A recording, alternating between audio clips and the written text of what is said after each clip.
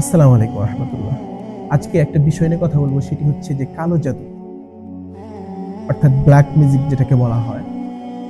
দেখা যাচ্ছে যে প্রায় অনেক ঘরের সদস্য, অনেক ভাই, অনেক বোন এই কালো জাদুর শিকার হয়ে এই দুনিয়ার থেকে বিদায় নিয়ে চলে যাচ্ছে। এত মারাত্মক এই কালো জাদু, এই ব্ল্যাক ম্যাজিক। এটা করে কে? এটা কিছু খারাপ লোক, শয়তানের অনুসারী এবং কাফেরও বলতে পারেন তাদের। এরাই মানুষের ক্ষতি করে থাকে, এই ব্ল্যাক ম্যাজিক করে থাকে। দেখা যাচ্ছে স্বামী স্ত্রী খুবই মিল মহব্বত, এটাকে নষ্ট করার জন্য এই কালো জাদু করা হচ্ছে। দেখা যাচ্ছে একটা ফ্যামিলি অনেক সুন্দর, তাদের ইনকাম হচ্ছে, সবাই ভালোভাবে মিলেমিশে ফ্যামিলিটা সামনের দিকে অগ্রসর হচ্ছে।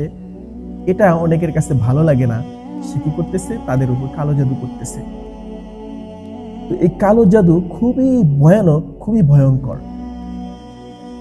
তো আমাদের প্রিয় নবী সাল্লাল্লাহু আলাইহি সাল্লামকেও কালো জাদু করা হয়েছিল। আল্লাহ রাব্বুল আলামিন এই কালো জাদু, ব্ল্যাক ম্যাজিক থেকে বাঁচার জন্য কিন্তু আমাদেরকে অস্ত্র দিয়ে দিয়েছেন। অর্থাৎ আমাদেরকে বাঁচার জন্য যে জিনিসগুলো দরকার সেগুলো আমাদেরকে দিয়ে দিয়েছেন।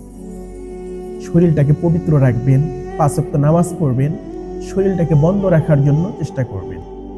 যেমন আয়াতুল কুরসি বেশি বেশি পড়বেন, তারপরে সূরা ইখলাস, সূরা ফালাক, সূরা নাস, এই সূরাগুলা বেশি বেশি পড়বেন। দেখবেন কালো জাদু, ব্ল্যাক ম্যাজিক এগুলো আপনার ধারে কাছে আসার সুযোগ পাবে না। আল্লাহ তাআলা আমাদেরকে আমল করার জন্য তৌফিক দান করুক। এই কালো জাদু, ব্ল্যাক ম্যাজিক থেকে আল্লাহ তাআলা আমাদেরকে সকলকেই হেফাজত করুক। আমিন।